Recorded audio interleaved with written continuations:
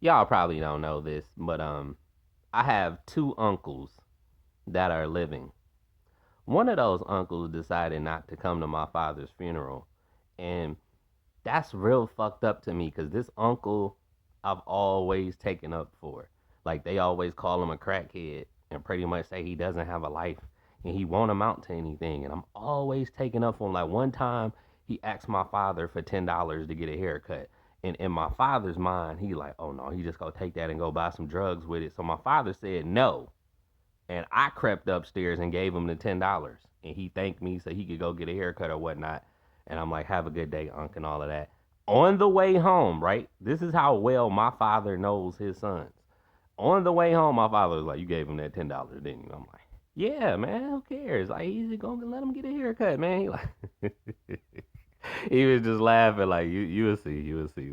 Give it time with him. I'm like, okay, man. I don't know what kind of relationship you have with your brother, but that's not the same kind of relationship I have with my uncle. So it was like, okay. But now he just didn't show up to my father's funeral. Now it was fuck that nigga, man. So he about to get removed from the line of succession in Game of Thrones terms. Was like, okay, I can't fuck with you, and I'm gonna make sure you don't reap any benefits from no smileys after you just did that fuck shit, man. When I don't know.